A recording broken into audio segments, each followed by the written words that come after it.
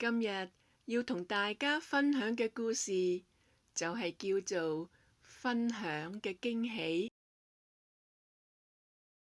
有一隻小狐狸冰冰，佢喺自己屋企嘅後院種咗好多好多嘅花生。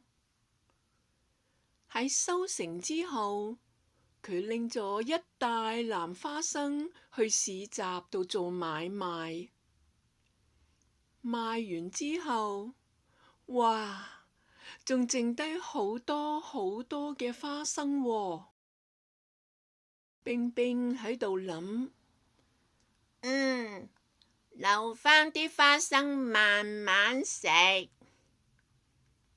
但係冰冰又再諗一諗，喺度自言自語：咦，咁多花生，我一個人點食得晒呢？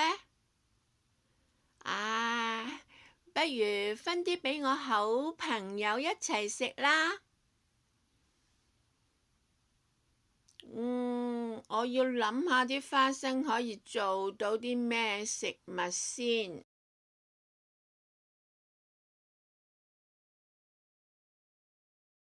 冰冰就諗起小花貓最鍾意食麵包，不如我用花生整啲香滑滑嘅花生醬送俾小花貓啦。冰冰又諗起小野豬最鍾意食餅乾，我可以焗一啲香香脆脆嘅花生酥送俾小野豬。冰冰再諗下，我記得小羊最鍾意飲豆漿。不如我用花生磨一壺香濃嘅花生豆漿送俾小羊啦。當佢嘅朋友收到禮物之後，小花貓即刻攞塊麵包出嚟。哇！花生醬好香啊！小野豬就一路食一路講：花生酥又香又脆，好好食啊！小羊飲咗幾啖就話：呢杯花生豆漿真係好香濃啊！大家都食得好開心。小野豬好似諗到啲嘢，佢細聲講：冰冰好用心送呢啲禮物俾我哋，對我哋咁好。小花貓點點頭：係啊，不如我哋都送份禮物俾佢啦。小羊好開心咁附和：好啊，我哋一齊準備一個驚喜送俾冰冰。第二日，大家一齊去揾小狐狸冰冰。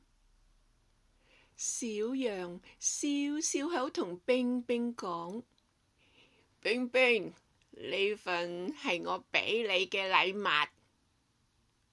原來小羊用自己喺夏天儲埋嘅羊毛，織咗一件暖粒粒嘅小毛衣送俾冰冰。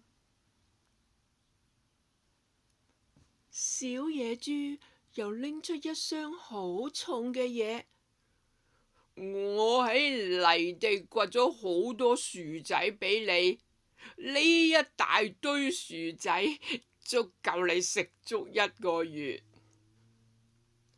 小花貓都拎出禮物，我準備咗幾條新鮮嘅魚俾你，等你都試下海鮮係幾咁好味。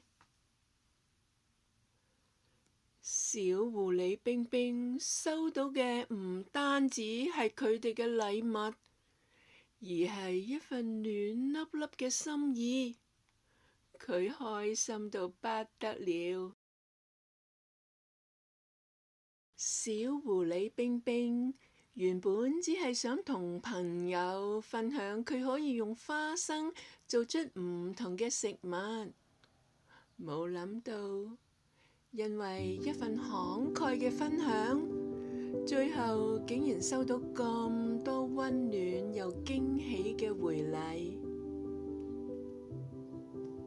原來當你願意分享快樂，快樂就會變得更多，而且快樂仲會互相傳染出去。